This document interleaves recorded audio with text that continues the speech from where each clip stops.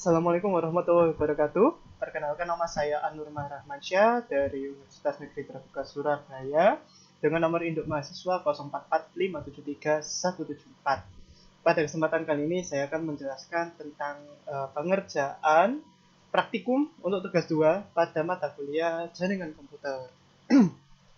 Nah, sebelum menuju ke materi soal, saya akan membuka dan sedikit mengulas tentang prosedur pelaksanaan praktik atau praktikum. Jadi biar kita tahu ya materinya ini apa. Jadi pada modul MC 4204 pada bab 2 itu praktikumnya adalah menggunakan CMD dan dapat menjelaskan perintah-perintah dan praktikan perintah-perintah TCP/IP. TCP/IP intinya untuk mendiagnosis kendala atau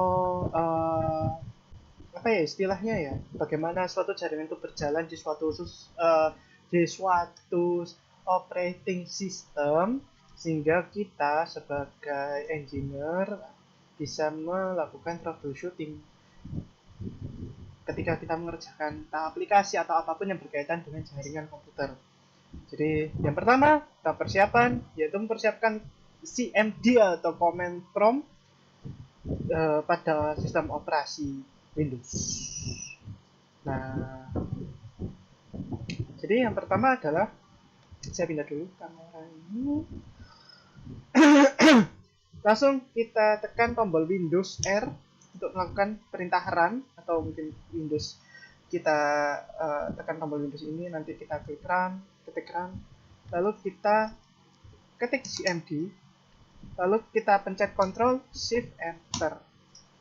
Tada!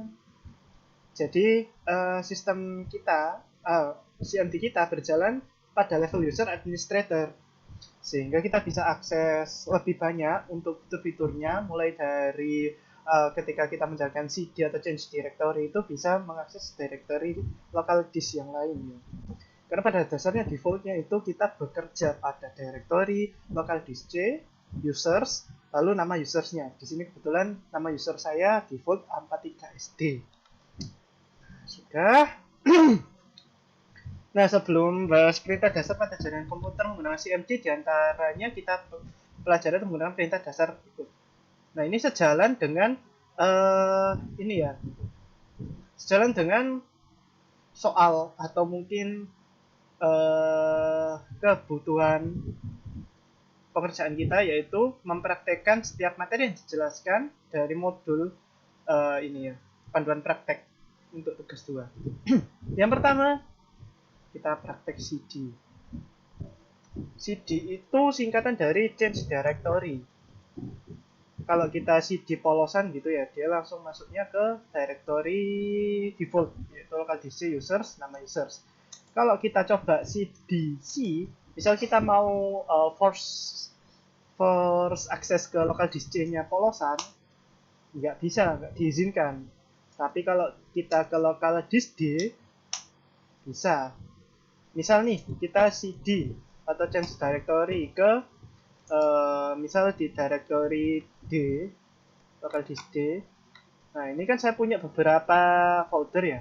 Kalau kita mau ke directory app ini, kita tinggal ketikkan aja cd d:2 /app.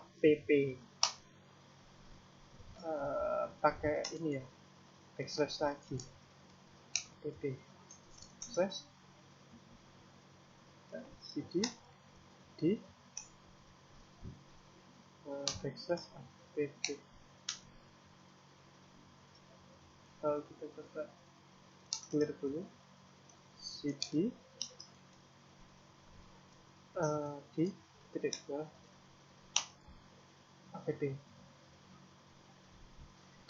cd d:2 atau mungkin kita ke ff output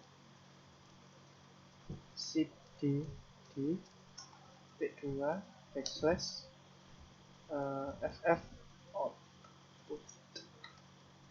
Oh, nya salah. Nah, kita klik cd lagi. Nah, itu ya.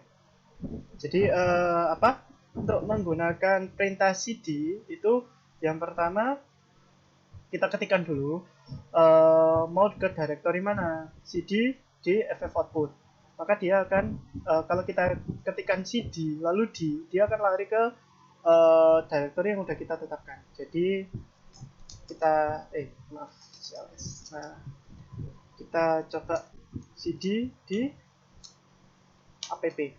Ini saya sambil belajar sebenarnya, saya kurang menguasai untuk command line interpreter atau command line ini cmd ya. Saya biasanya pakai git bash biasanya. cd dia larinya sudah ke app. Coba kita cd c, nah, dia langsung larinya ke users. Coba kita cdc, kita tentukan mau lari ke users saja. Nah, dia langsung mundur. cdc, nah dia mundur lagi. Jadi cd ini hanya bisa digunakan bukan hanya bisa digunakan ya. Kalau misalnya kita coba lagi cdc, langsung dua directory, search lagi. Alhamdulillah. 43sd dia larinya dua directory lagi, cd c users. Oke, sensitif ya, jadi pengetikan nama direktorinya harus diperhatikan besar kecil hurufnya. cdc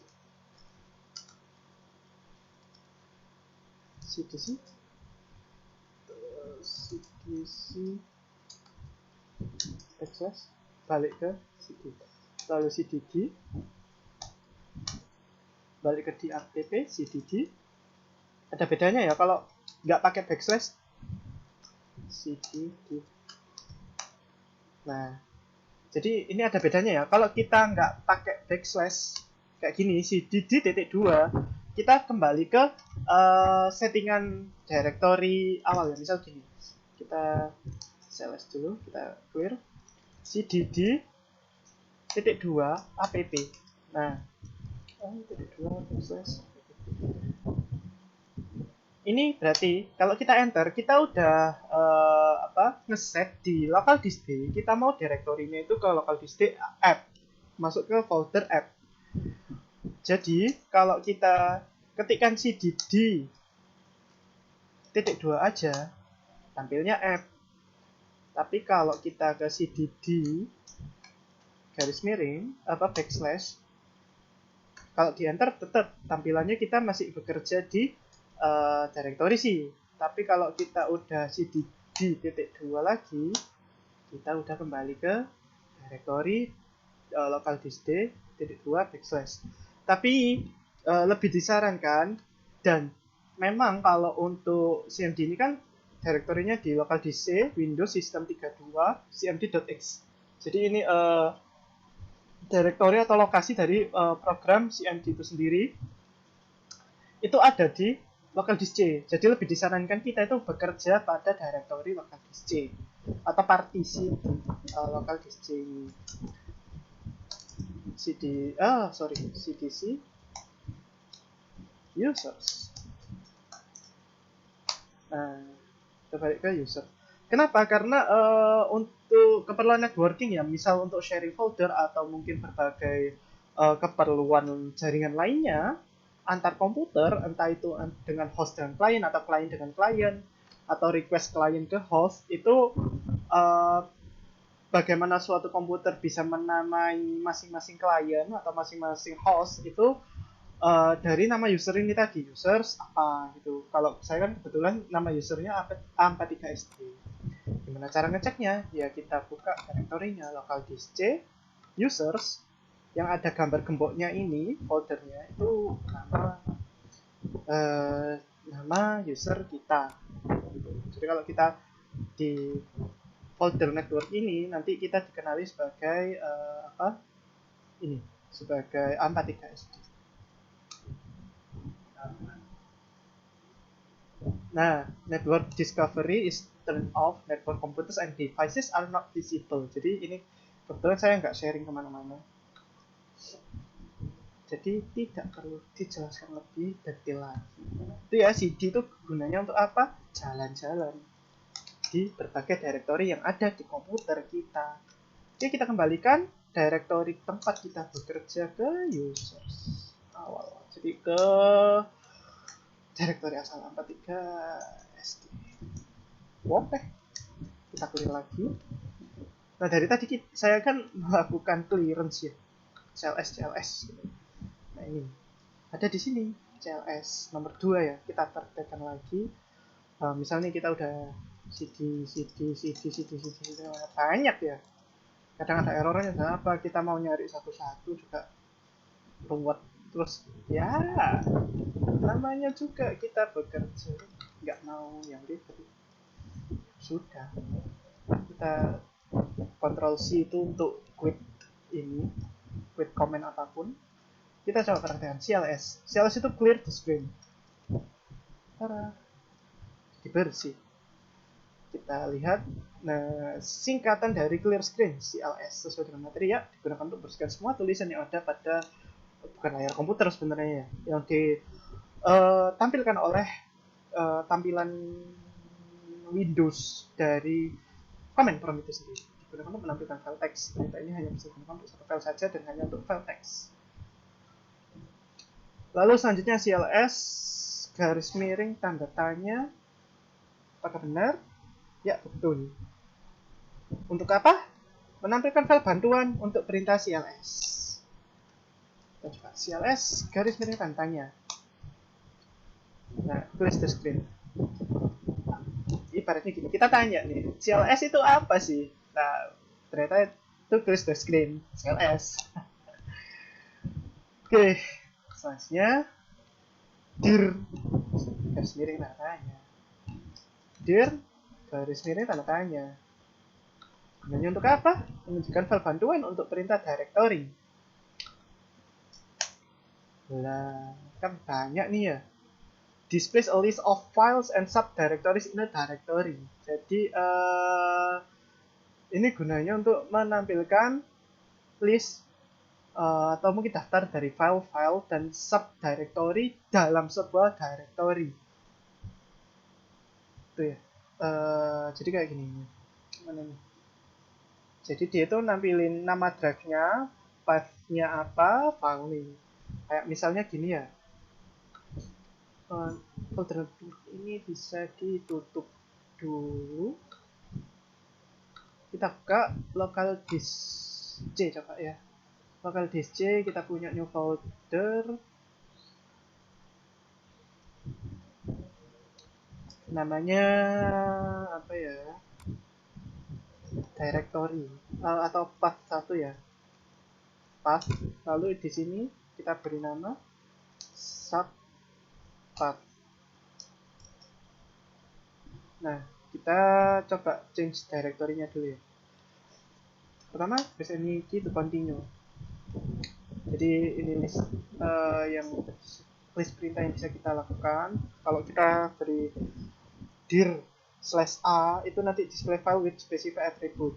Jadi atributnya kalau D itu directory, H itu hidden, S itu system file, L reverse dan sebagainya, read only files dan sebagainya. Misal nih kita ke CD dulu. Kita CD dulu ke C users, bukan users ya tadi, path, lalu ke subpath. Nah, kita sekarang udah kerja di sini. Istilahnya kita menempatkan sasaran dari perintah CMD itu di local disk C, path, subpath. Lalu saya ingin mendapatkan informasi tentang path ini. Kita ketik aja dir. Nah, volume in address C has no label. Volume serial number is bla bla bla. Directory of C path subpath. Jadi directory yang saya tempati sekarang itu ada di local disk C dengan nama folder path dan di dalamnya ada folder subpath. Nah, di sini ada dua directory, nggak ada filenya sama sekali, jadi null files. Di directory ini kan ada dua directory. Masih free berapa ini? 24 juta bytes. 24 juta bytes berarti 24 gigabyte. Free. Yoi. Oke, itu direct perintah dir ya. Dir garis miring tanda tanya itu untuk file bantuan. Kalau dirnya sendiri untuk menampilkan kualitas apa ya, informasi tentang directory yang kita tempati. Oke, lanjut. Nah, ini udah masuk ke perintah TCP/IP. Sebelum itu, apa sih TCP/IP? Kita coba googling TCP/IP. Saya pakai WiFi ya ini. WiFi saya ISP-nya IndiHome. Ya bukan berarti lemot, enggak. Tapi memang karena saya ini kan saya tampilan webcam itu pakai webcam HP via wireless menggunakan sharing via IP cam. Yes, via IP sih, IP transmission.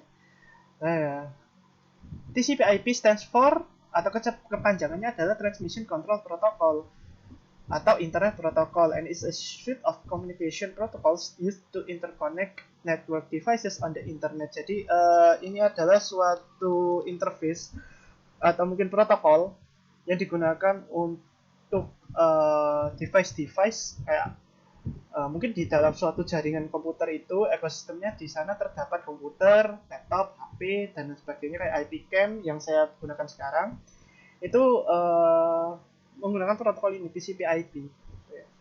Dan how does it work?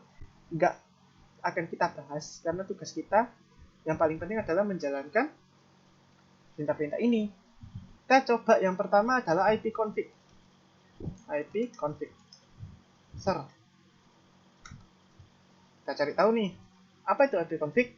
Bisa digunakan untuk menampilkan informasi seperti IP address, net mask, gateway, hostname, bahkan lama waktu sewa IP address pada network adapter yang terpasang pada komputer.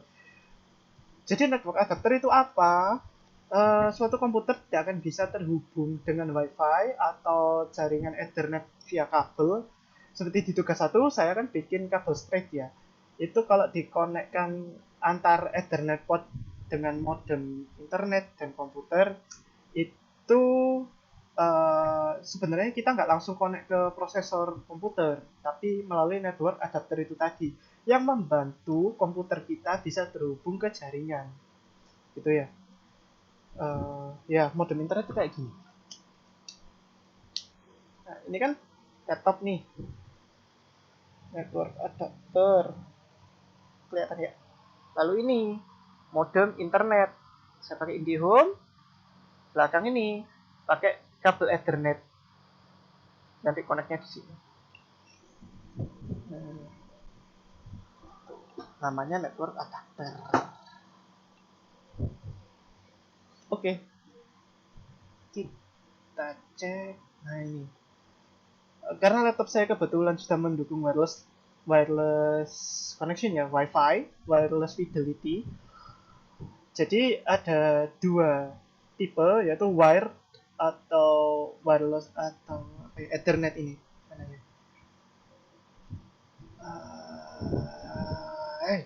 Ethernet adapter local area connection. Medianya disconnect karena saya menggunakan WiFi ya. Lalu wireless LAN adapter wireless connection itu ini ada informasinya. IPv4 address 192.168.1.27 dengan default gateway 192.168.1.1. Default gateway ini ya menampilkan informasi tentang gateway dari router pertama yang kita ini ya, router utama yang kita connect. Jadi istilahnya perangkat router yang ngelempar kita ke jaringan internet itu berapa gateway-nya? 192.168.1.1. Kalau modem ini ada ini saya sambil kerja, mohon maaf, sambil kerja sebagai teknisi gangguan IndiHome. Jadi kalau misalnya layanan Indium Anda bermasalah, monggo bisa kontak saya. Nanti saya beri banyak tips, bisa. Nah ini ya, jadi gateway-nya itu ini 192.168.1.1 itu gateway dari modem saya yang istilahnya itu apa ya? Laptop saya mengenali gateway itu, gateway 192.168.1.1 dulu, baru nanti dengan bantuan IP gateway itu yang bisa ngelempar saya ke internet. Gitu. Intinya gitu sih. Ya, nampilin informasi tentang apa ini network adapter saya. Jadi kalau misalnya saya ternyata loh ini udah kehubung ke wifi tapi kok nggak ada internet, kita bisa menjalankan perintah IP config ini dulu untuk melakukan troubleshooting terhadap adapter kita apakah berfungsi atau enggak. Nah ini kan saya pakai wifi, udah ada internetnya. Nah pasti bakal keluar informasi seperti ini. Kalau saya pakai Ethernet atau kabelan, baru nanti dia di sini media state-nya pasti connect, lalu connection spesifik dan suffix itu mengikuti konfigurasi LAN dari modemnya. Dia ngasih saya IP berapa. Oh ya, lalu ini IPv4 address 192.168.1.27. Jadi modem mendeteksi saya itu sebagai mendeteksi perangkat saya sebagai nomor ini belakang 27 ya. Kan defaultnya di 192.168.1.1. Kalau saya sampai dapat IP .1.1 sama, saya nggak dapat koneksi internet karena ini udah diambil sama si modem. Posisi si modem itu di dalam suatu jaringan sebagai host, dia 192.168.1.1. Clients-nya dapat nomor selain itu. Client yang pertama, bukan ya, saya sebagai klien, salah satu klien dapatnya IP 27. Nah kalau ada klien lain dengan IP yang sama, kan terjadi konflik nih. Nanti saya ngirim paket yang beda, request paket yang beda, tapi dapatnya paket yang sama. Nah itu nanti jadinya konflik dan pasti di sini itu nanti bukan internet access ya tulisannya, tapi obtaining IP address. Nah di situ komputer kita bingung, network adapter kita bingung gitu loh. Saya kok sama dengan yang lain gitu loh. Modem juga bingung loh, kamu kok sama dengan ini gitu loh, mana yang benar. Akhirnya ya itu konflik. Tapi sekarang sistem udah canggih, jadi udah otomatis ngasih IP yang beda. Maksimal sampai berapa? 253. 253. Banyak. Tapi ya tergantung modemnya. Kalau modemnya itu maksimal 32 perangkat ya seharusnya. Kalau misalnya diperlebar lagi ya prosesor sama memori modemnya yang kasihan kena beban. Oke, lalu lanjut ke IP config all. IP config all. IP config all. Perintah ini memberikan info hampir sama dengan IP config default yang udah kita jalanin tadi, namun memberi informasi tambahan seperti pengaturan DNS dan WINS maupun MAC address yang digunakan. Apa itu WINS? Apa itu WINS? Dalam jaringan komputer. WINS adalah singkatan dari istilah Windows dalam bahasa Inggris. Windows Internet Name Services yaitu sebuah layanan dalam sistem operasi Windows yang secara dinamis melakukan registrasi terhadap nama net BIOS yang dimiliki oleh komputer-komputer yang berada di dalam jaringan. Jadi konfigurasi dari sistem operasi kita terhadap jaringan yang kita jalankan. Kita coba IP config /all. Seret. Nah, di sini kita dapat melihat informasi yang lebih detail. Wireless LAN adapter wireless network connection spesifik dan suffix-nya dengan physical address sekian. DHCP-nya enable, auto configuration-nya juga enable, IPv4-nya preferred di 27. Terus habis itu ini list obtain Monday May 20 Jadi saya connect ke wifi atau network adapter saya connect ke jaringan itu sejak kapan? Sejak Senin tanggal 20 Mei tahun 2024 di jam sekian. Iya nggak sih? Ya pokoknya sejak pertama kali nyala lah intinya. Lalu default gateway-nya lah DHCP client. Jadi informasinya lebih detail ya. NetBIOS over TCP/IP. Nah ini enable. Ini settingan WINS-nya tadi ya. Jadi NetBIOS over TCP/IP-nya enable. Kalau disable ya kayaknya bakal terjadi banyak bug karena dengan bantuan dari BIOS namanya juga fungsinya OS itu kan untuk membantu komputer itu supaya kita itu nggak ribet-ribet config satu-satu ya perangkatnya, jadi enak tinggal pakai.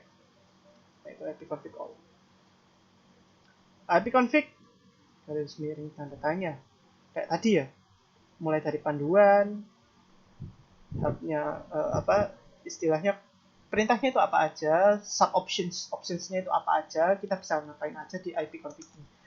Gak cuma ipconfig all ya, kita coba tanya nih, lo tuh isinya apa aja. Nah ini ipconfig all, ipconfig renew, release, all compartment, dan lain sebagainya. ipconfig untuk show information, ipconfig all detail information, renew all adapters, jadi adapter mulai dari yang wireless sampai yang LAN itu bisa kita renew pakai option renew. Lalu renew EL besar dengan tanda bintang, renew any connection that has its name starting with EL. Jadi ada special naming di sini. Kalau ada koneksi yang depannya itu EL, itu bisa di renew pakai renew EL. Lalu renew con itu connection 1 atau 2 itu release all matching connections. Jadi kalau kita mau nge-release koneksi atau ngelepas koneksi local area connection 1, 2 itu pakai ini release con berapa ya. Config all compartments, show information for all compartments. Jadi compartment yang terhubung dalam network kita itu bisa di show informationnya ini all detail sama ya. Oke, bisa jalani enggak. Lalu ipconfig release. Perintah ini digunakan untuk melepaskan atau mereset semua settingan IP address. Apabila perintah ini jalan karena konfigurasi IP address komputer Anda akan menjadi kosong. Ketika dijalankan, koneksi akan dinonaktifkan, kemudian diaktifkan kembali, tetapi komputer tidak mendapatkan konfigurasi IP address dari DHCP server. Siapa itu DHCP server? Ya modem kita ya, modem internet atau mungkin komputer atau router board yang di sana dia ngasih baik itu local area network atau internet network. Dan kalau kita pakai IP config release ini, otomatis kita itu terlepas atau disconnect dari network yang kita terconnect sejak awal. Misal nih, saya udah connect ke wifi namanya KUR. Nah ini kan statusnya connected ya. Dan saya kebetulan pakai IP cam. Nah Droid cam ini settings dulu kayak ini. Oh nggak ada settingsnya. Jadi ini tadi saya masukkan IP address ya di sini. Jadi HP saya itu connect ke WiFi yang sama KUR dan dapat IP address 192.168.1.7. Nah kita samain masuk ke sini. Jadi Droid cam servernya itu di sini, lalu kliennya di HP, connect sehingga kita bisa berbagi gambar kayak gini. Jadi ini ngirim gambarnya dari HP masuk ke laptop via wireless. Kita coba aja. IP config garis miring release. Ini kita disuruh nggak ya? Lupa saya. IP config ya release disuruh ya. IP config release. Enter. Media langsung disconnected semua harusnya. Nah, udah disconnected ya. Wireless LAN disconnect. Adapter lokal disconnect. Wireless LAN disconnect semua. Dan nah, tadi kan sempat no internet access nih. Sekarang udah connected. Dan ini sekarang statusnya harusnya limited access. Dan gambar saya ini berhenti dong. apa-apa ya. Kita stop dulu break game kita start lagi. Semoga IP-nya masih sama. Kita start ulang. Oh, lihat cek IP and port, cek network connection. Jadi kita langsung cek network connection-nya aja, langsung kita refresh. Atau mungkin langsung di subpath, bukan subpath, apa GMD kita langsung di IP config aja langsung. Nah, udah dapat auto configuration IP address-nya. Terus ini masih proses kayaknya ya. Karena belum dapat IP 192-nya. Masih disconnect semua. Kita clear dulu biar nggak bingung. Kita IP config ulang. Yes, disconnected semua. Coba kita ini. Mungkin ada yang bertanya ya, kenapa harus dia disconnect ulang? Ke pur connecting. Nah, udah connected. Ada internet akses. Kita bisa berputar data ulang dengan Android cam kita. Nonton aplikasi ini. Jebret, jalan. Jadi gitu ya. Kalau misalnya kita belum dapat IP address yang sesuai dengan gateway, tinggal dikonekkan ulang ke Wi-Fi-nya. Jadi kayak kalau status di HP itu kayak misalnya kita punya Wi-Fi, obtaining IP address mulu, nggak dapat internet akses, ya nggak ada salahnya kalau ada operator bilang restart modem atau mungkin konekkan ulang jaringan yang ada di HP ya. Ya mereka nggak sepenuhnya salah, kecuali kalau modem Anda terbakar, caranya restart itu salah. Kita coba cek ulang konfigurasi yang udah diadaptasi oleh wireless LAN kita, wireless network adapter kita. Nah, udah dapat IP address 27. Tadi networknya udah jalan, tidak ada kendala. Oke, itu rilis ya. Jadi konfigurasinya nanti kosong gitu loh. Medianya disconnect semua, akhirnya ya perlu kita konekkan ulang biar dapat konfigurasi lagi. Lalu IP config renew, perintah ini digunakan untuk menetapkan alamat IP baru pada semua adapter jaringan di mana koneksi ini akan mengambil nama koneksi secara spesifik, hanya berjalan pada klien yang telah dikonfigurasi dengan DHCP. What is DHCP? Dynamic Host Control Protocol. Kayaknya itu. DHCP adalah Dynamic Host Configuration Protocol. Jadi Dynamic Host Protocol is a network management protocol used by Internet Protocol networks for automatically assigning IP addresses. Jadi kalau pakai DHCP ya, mungkin pernah dengar namanya istilah IP static dan IP dynamic. Kalau IP static itu kita nge-assign sendiri komputer kita itu mau connect dengan IP berapa. Kalau misalnya kita menggunakan service, kalau kita lihat skala besarnya ya, di internet service provider kita itu dapatnya rata-rata DHCP koneksinya, bukan IP static. Apa bedanya? Kalau IP static itu koneksinya otomatis lebih stabil dong, karena istilahnya kita nyewa satu IP untuk kita sendiri. Jadi ibaratnya kita udah nyewa satu jalan tol buat mobil kita doang. Kalau misalnya DHCP itu kan dynamic ya, jadi tergantung ini jalan mana aja yang kosong, ya udah kita bisa tempati gitu. Kalau ternyata di situ jalannya penuh, ya otomatis kita jalannya lambat, harus cari jalan yang kosong. Itu logikanya, analoginya seperti itu. DHCP itu seperti itu. Hanya berjalan pada klien yang telah dikonfigurasi dengan DHCP. Nah, karena saya menggunakan ISP IndiHome reguler ya, jadi pakai DHCP, perintah digunakan mendapatkan alamat IP baru pada semua adapter jaringan. Misalnya kita coba IP config renew, langsung aja renew. Adapter jaringan kita seharusnya di sini IPv4 address-nya itu berubah, nggak 27 lagi. harusnya ya bisa jadi 32 atau berapa gitu ya. Tapi karena tadi ada tulisannya prefer ya, kalau kita coba cek di ipconfig all ipconfig all mana tadi. Nah, ini prefer, jadi istilahnya komputer kita udah mengenali. Awalnya kita dapat IP 27 nih. Oh, di sini kosong. Berarti next kalau kita connect ulang ke jaringan ini, kita ambil posisi di nomor 27 ini lagi aja. Karena di sini udah terbukti kosong sebelumnya. Jadi kita nggak perlu lama-lama lagi untuk ngecek mana yang kosong IP-nya kalau berubah-ubah. Belum lagi kalau berubah-ubah ya. Kadang kan untuk beberapa aplikasi itu butuh satu IP address yang tetap. Kalau dia berubah-ubah, kita perlu config ulang. Capek. Makanya prefernya di 27. Oke, untuk renew makanya nggak jalan. Tuh. Selanjutnya, ipconfig display DNS. Perintah ini digunakan untuk menampilkan domain name system atau DNS termasuk localhost koneksi. Nah, saya kan nggak pakai localhost ya sebenarnya.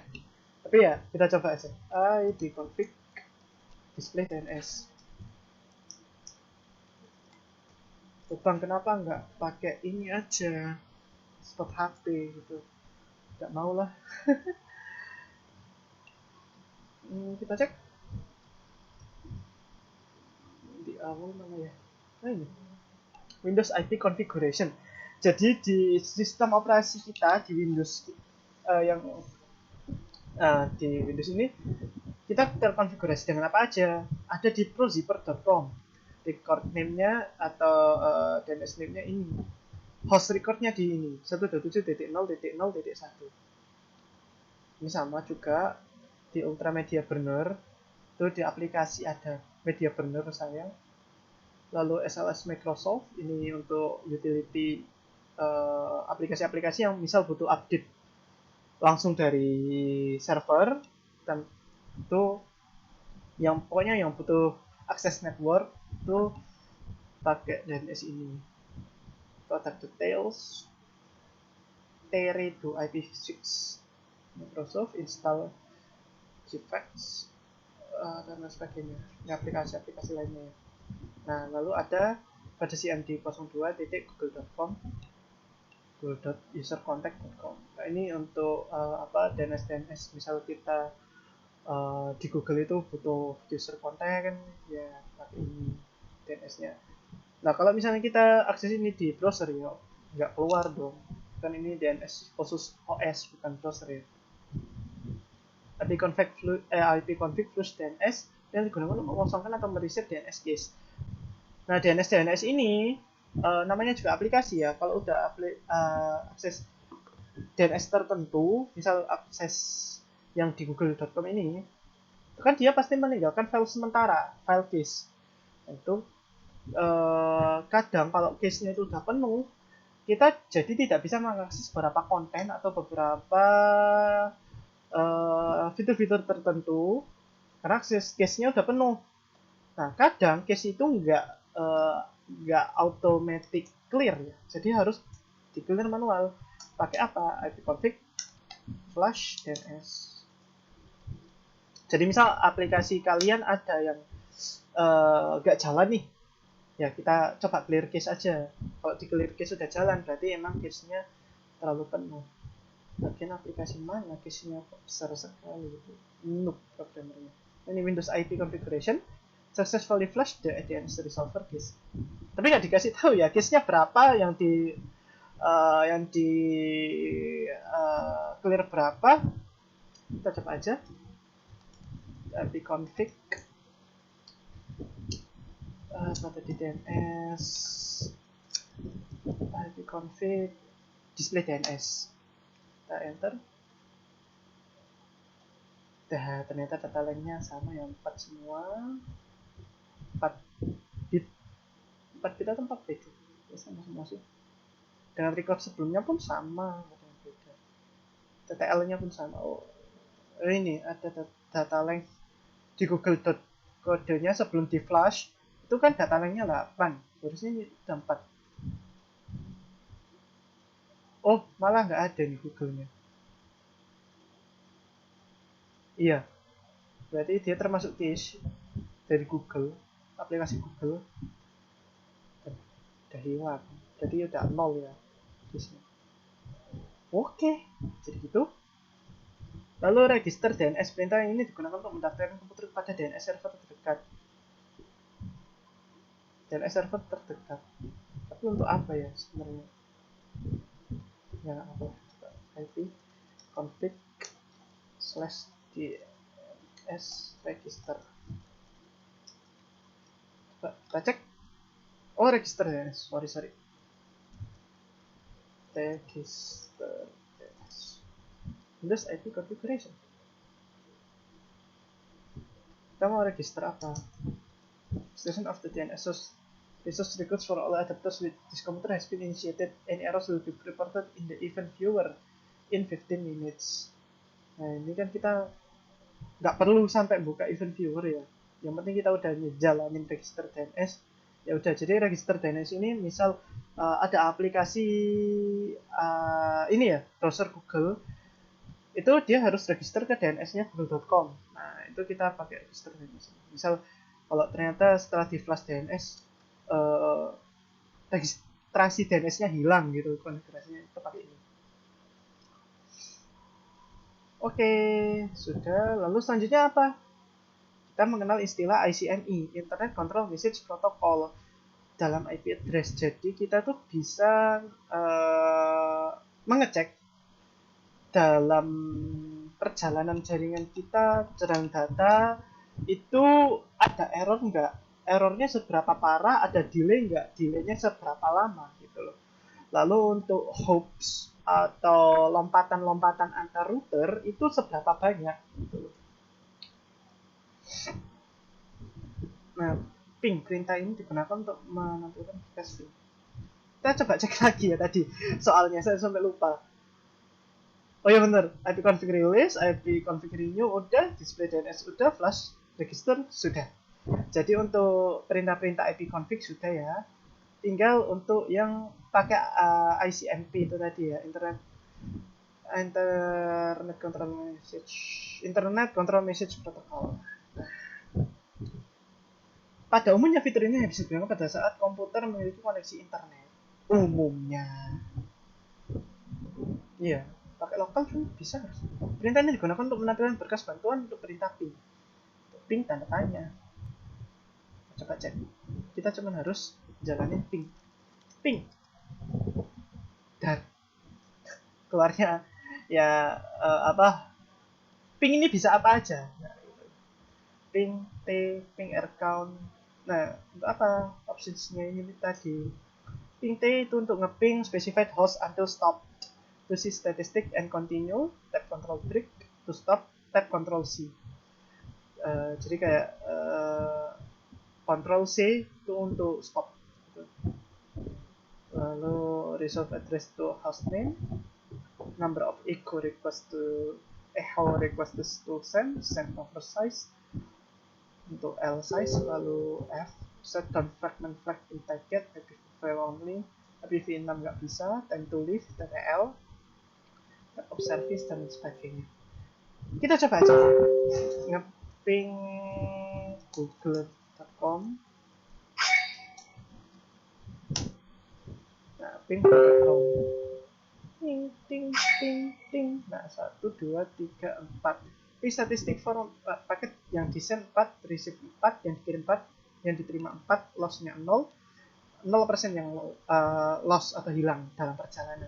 Minimum 23 milisekon, maksimum 24 milisekon, rata-rata 23 milisekon. Kita cek TTL, time to leave. Jadi misal nih, saya mau ngirim data ke google.com, itu kan melalui hampir jutaan atau mungkin ribuan router di seluruh dunia ya. Router yang pertama ya pastinya modem internet saya tadi, lalu menuju ke perangkat GPON atau apa ya istilahnya, ya router juga, router fiber optik gitu, di miliknya Telkom, itu mulai dari level kecamatan, lalu level regional, kecamatan, kota bagian, lalu ke regional atau provinsi, Lalu baru dari regional ini ke nasional. Nanti dari nasional dikirim ke gate internasional. Kalau di internet itu gitu.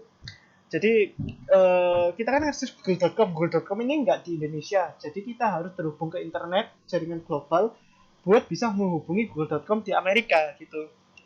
Amerika nggak sih? Ya kayaknya di Amerika lah. Anggap aja di Amerika. Atau mungkin Google.com server yang di Indonesia. Nah, itu kan melalui berbagai macam route atau hops, lompatan. Nah, setiap lompatan itu paket data kita masa aktifnya cuma 55 milidetik. Nah, untungnya mereka bisa lewat dalam waktu 23 hingga 24 milidetik, hampir separuh.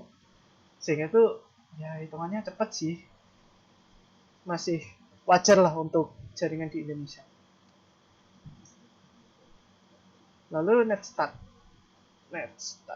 Coba kita coba NetStart. Luar apa sih? Ah, apa ini? Apa ini? Kok ada TCP dan UTP? Enggak sih TCP semua. Kita coba cek ke bawah. Ping terus menerus itu untuk T tadi ya, sampai kita Ctrl C. Nah, ini perintah NetStart. Perintah ini digunakan untuk menampilkan informasi statistik koneksi jaringan dari dan ke komputer yang sedang dipakai. Intinya statistik jaringan yang kita pakai itu statusnya kayak gimana. Gitu. Pada prinsipnya sama kayak task manager. Task manager itu kayak gini, Ctrl Shift Escape. Nah, kayak gini ya. Image name atau local apa ya? Kalau di jaringan itu local address name-nya. Lalu username dan sebagainya. Tapi kalau di perintah NetStart itu munculnya kayak gini. Nah, ini tuh apa bang artinya? Kolom proto menunjukkan jenis protokol yang dipakai. Bisa TCP atau DP. Sini pakai TCP semua. Lalu, local address. Kolom ini menjelaskan alamat dan nomor port yang ada di komputer Anda yang mana saat itu sedang aktif dan melakukan koneksi. Nah, ini local address. Ini gak ada namanya semua. 127.0.1 bla bla bla. Lalu ini yang sedang melakukan koneksi ya. Ada sekian namanya. Lalu foreign address. Kolom ini menunjukkan koneksi yang dituju oleh local address beserta nomor portnya gitu. Nah, ini nomor portnya itu ini genuine-nya di sini. Nomor port tapi nggak ditampilin seharusnya. Karena kalau ditampilin itu kayak gini. Kita coba. Nah, di sini. Kalau di contoh port 80 aja sedang browsing Google. Mana Bang Messi?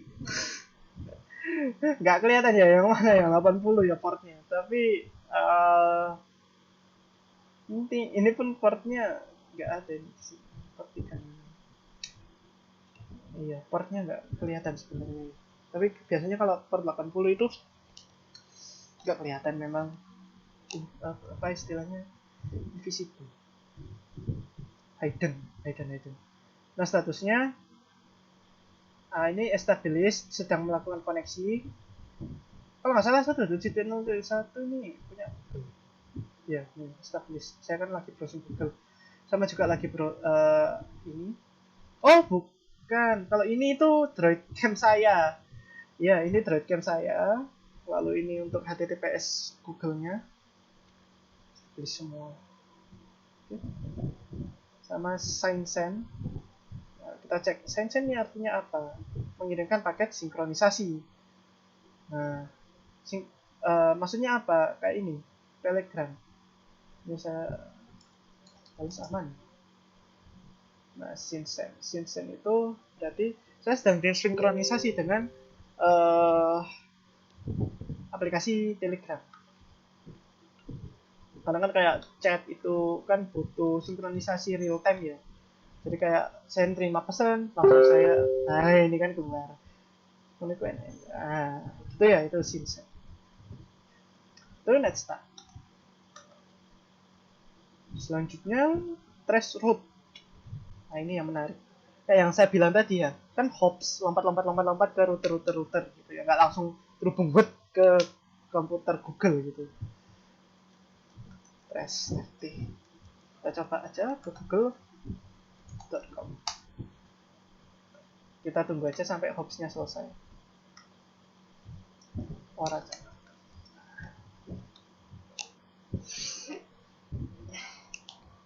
Kita tunggu aja.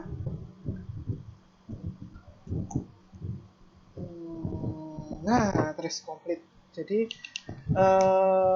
traceroute ini defaultnya itu maksimum 30 hops. Jadi kalau misalnya kita mau akses ke situs lain atau DNS lain atau akses komputer lain dalam satu jaringan internet, itu maksimumnya 30 hops. Kalau lebih dari 30 hops dia bakal berhenti di 30. Nanti kita lanjut lagi itu bisa. Tapi ya kalau udah lebih dari 30 hops, harusnya situsnya udah sulit untuk dijangkau. Nah, itu ya traceroute. Lalu path ping. Kita cek aja apakah keterangan saya benar. Umumnya sebaiknya gunakan opsi untuk dengan tracer dan path ping. Nah ini, perintah ini digunakan untuk memberikan informasi dari rute yang dialami oleh paket yang dilewati oleh paket untuk mencapai tujuan. Ini dilakukan dengan tujuan dengan mengirim pesan ICMP echo request ke tujuan dengan nilai time to live yang semakin meningkat. Ini. Tidak hanya itu saja, namun juga memberi banyak informasi. Nama ISP dari perangkat yang digunakan untuk online, biasanya informasi akan muncul di baris coding ketiga atau keempat. Namun jika terdapat di kedua baris ini, maka bisa mencarinya di domain pertama. Kita cek jpon.net 192 bla bla bla. Nah, bisa langsung ke gateway-nya tadi ya. Kita langsung aja 192.1.1. Kalau dia polosan gini itu biasanya Telkom, punya Telkom. Nah, saya coba login ke modemnya. Network 1111 atau status network interface one connection. Connection internet, ups, nggak ada. Kalau saya login ke super user itu saya bisa melihat ininya ya, melihat one configuration-nya, sehingga saya bisa tahu ini pakai domain apa gitu. Berhubung Telkom itu pakai protokol namanya PPPP P3 kali OE, nah jadinya ya di hidden dong. Nanti kalau udah tahu kan bisa jadi masalah gitu. Jadi anti hacking yang diterapkan untuk beberapa ISP itu macam-macam modelnya, macam-macam juga lapisan keamanannya. Kalau di Telkom itu pakai PPPoE sehingga untuk tahu domainnya aja udah ditutup ya, apalagi untuk tahu yang lain gitu. Jadi hacker nggak bisa ngehack, sulit untuk ngehack ke servernya Telkom. Oke, sekilas traceroute. Pathping. Pathping itu untuk apa? Pathping ini untuk mengukur network latensi dan network loss. Langsung aja, ini yang menarik, pathping. Biasanya saya menggunakan pathping ini, pathping, lalu spasi, masukkan nama domainnya. Saya misalnya nih ada pelanggan saya yang mengeluhkan, Mas saya kok nggak bisa buka situs situs kantor saya. Misal kalau dulu tuh ada namanya, sorry sebut merek, prudential.com. Kalau nggak bisa saya akses ya, padahal saya pakai akses lainnya kayak pakai Indosat tuh bisa, tapi kok pakai Telkom nggak bisa. Akhirnya saya pakai pathping ini, saya coba ping, saya connect ke wifi-nya, saya pathping ke domain dari aplikasi kantornya Prudential itu. Ternyata ada titik putus di ya saya traceroute dulu ya. Ada titik putus di hops yang ke-6. Udah berhenti sampai di jaringannya Telkom di 192 ini. Di baris ke-1 sampai ke-5 biasanya. Berarti ada masalah Pak, mulai dari sisi Telkom dengan domain Bapak. coba dikonsultasikan dengan tim IT apakah sudah diregisterkan komputer server ini ke DNS kita gitu. Jadi biasanya mulai kalau aplikasi-aplikasi yang mengharuskan koneksi online ya, menggunakan jaringan internet itu harus menggunakan VPS atau hosting yang udah kerjasama dengan beberapa ISP. Karena ada beberapa hosting yang nggak kerjasama dengan Telkom terkait dengan masalah keamanan biasanya. Kayak hostingnya itu nakal, curi-curi data gitu. Oke, sekilas tentang pathing sudah. Oh ya, kita cek dulu tadi hasilnya. Kalau kita ping google.com, computing statistic for 300 seconds. Oke, kita tunggu aja ya 5 menit. Rekamannya saya hapus dulu, mohon izin. Oke, kembali lagi. karena menunggu 5 menit itu terlalu lama. Jadi saya modifikasi untuk optionnya. Pathing minus H itu untuk mengurangi untuk nyetel ini ya. Ngatur hopsnya maksimal berapa ke domain apa. Nah, domainnya kebetulan google.com, jadi saya setting ke 1 hop aja supaya statistiknya itu ngitungnya sampai ya cuma 25 detik. Karena kalau sampai 3 pun masih 75 detik. Jadi untuk masing-masing hop itu dihitungnya 25 detik. Kalau saya cuman polosan google.com gini nggak saya batasi pathingnya. Terus kan sampai 12 hop. 12 kali 25 300 detik. Saya males nunggu 5 menit. Kebetulan saya juga nggak mau bikin apa. Nah, jadi computing statistik for 25 seconds nanti keluar statistiknya. Untuk hop yang pertama kan dari indeks kosong ya Asus PC ini ke hop yang pertama itu rate-nya atau rate ini ya. Waktu yang dibutuhkan cuma 2 milisekund, loss-nya 0, terkirim 100, 0% yang hilang, loss-nya juga 0, terkirim 100, paketnya yang hilang juga 0% sampai ke Jipon. Jipon.net. Jipon.net ini domain dari router induk dari fiber optik, infrastrukturnya milik Telkom. Oke, untuk pathing sudah memakan waktu lama. Lalu NS lookup itu kalau kita lihat di ini materi, NS lookup adalah tool yang digunakan untuk menampilkan informasi tentang nama DNS dan alamat IP yang sesuai dan dapat digunakan untuk mendiagnosis server DNS. Kita coba aja mau NS lookup google.com. Nah, server unknown, address 01, unknown cannot find google.com. No response from server. Kayaknya untuk perintah NS lookup ke google.com udah nggak bisa ya.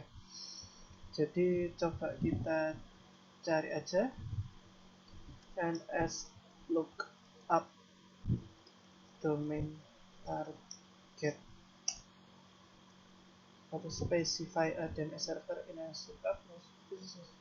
Here you can change specify a DNS server in the command itself. That is how. Ini coba ya, barangkali saya yang salah ngetiknya.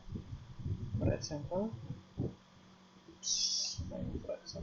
NS lookup isc.isc. Will now use Google DNS server running in the. Nah, ternyata untuk Google DNS servernya itu di isc.org gitu. Dengan IP address-nya 8.8.8.8. Nah, ini tuh nanti dia baru keluar. Gak bisa kayak di panduan. Coba aja NS lookup. Kayaknya ini pengaruh dari saya udah nyeting DNS untuk Valet. Jadi saya sempat bikin aplikasi pakai Laravel untuk testingnya itu pakai Valet. Jadi saya nggak perlu repot-repot ngetik IP atau naruh di hosting atau apa. Jadi saya tinggal pakai domain.test gitu. Makanya dia mempengaruhi mesin saya dalam menggunakan DNS resolver saya. Jadinya nggak bisa pakai settingan biasa. Nah ini udah bisa. Servernya masuk ke dns.google address 888 ds terus timeoutnya 2 detik, mainnya is.iic.org dengan addresses ya daya keluar ya. Jadi saya nge-skip localhost yang menuju ke Google supaya bisa masuk ke localhost saya, supaya bisa berjalan dengan normal untuk aplikasi-aplikasi yang saya kembangkan. Oke, lanjut ke soal selanjutnya. Makanya saya harus pakai ini, domain dan juga IP port. Touchpin sudah, sudah NetSH. NetSH itu kalau misalnya NetSH ini perintah ini digunakan untuk menampilkan pembuka konfigurasi jaringan putra setelah berjalan beberapa hal yang bisa dilakukan, yaitu nyeting IP address, subnet mask, default gateway, DNS wins, firewall, dan banyak hal lainnya. Untuk mengubah IP address Anda saat ini, ketikkan NetSH interface IP set address name, nama connection, static IP address, subnet mask, dan lain. Contohnya IP set address name, local area connection, staticnya di sini. Kalau jaringan Anda jika Anda telah mengubah namanya menjadi LAN atau sesuatu yang berbeda, pastikan itu yang Anda ketik di dalam kutipan. Boleh kayaknya. Kita coba aja. Kita copy, Ctrl C, lalu di sini hati-hati jangan langsung Ctrl V ya, nggak bisa. Filling comments are available.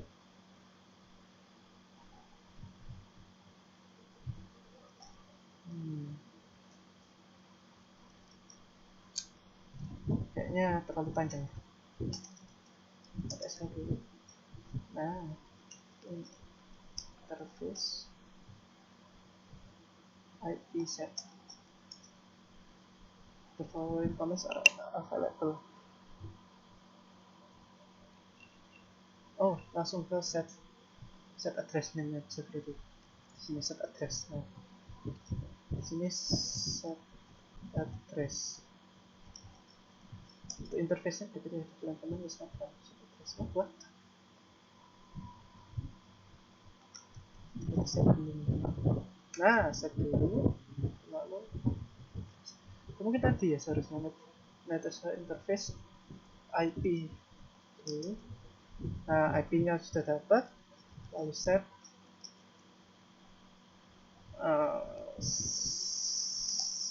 address.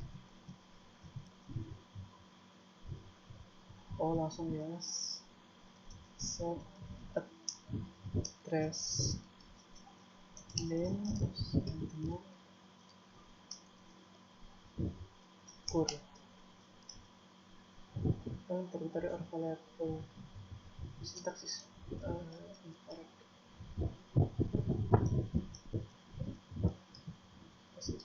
Saya set address name area connection.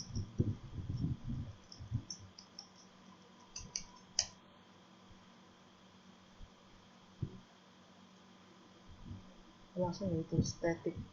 Ini udah dikasih examplesnya. Langsung ke IP addressnya mau disetting berapa. Nah, coba static aja. 192.168.1 tadi kan 27 ya, kita coba 232. Lalu untuk netmasknya itu di 255.255.0. Lalu untuk default gateway-nya di 192.168.1.1 red. Nah, udah. Coba kita Ctrl C untuk keluar, lalu IP config. Set apakah berubah? IP config. Oh, ternyata nggak berubah ya. Ya udah, apa-apa. Yang penting kita udah tahu fungsi-fungsinya, gimana cara ngetiknya. Nah, karena kebetulan saya pakai DHC display-nya. Ya. Oke, PSK sudah. Root, ya root ini apa? Untuk menambah, membuang atau menukar perintah routing table dalam host. Oke, kita langsung aja jalanin root print ya. Root print dulu untuk tahu tabelnya. Nah, ini interface listnya untuk adapter kita di wifi, ini adapternya. Oke, lalu untuk IPv4 root table-nya, active roots-nya di sini, link semua. Oke. Nah, untuk mau ngapus bisa root add dan lain sebagainya. Karena saya nggak mau lagi ngapa-ngapain, ya sudah. Selanjutnya net, kayaknya ini bener ya. Net, kita samakan net. Ya, kayaknya dasarnya sama sih. The syntax of this command is net argon computer config continue file group help. Coba aja net help.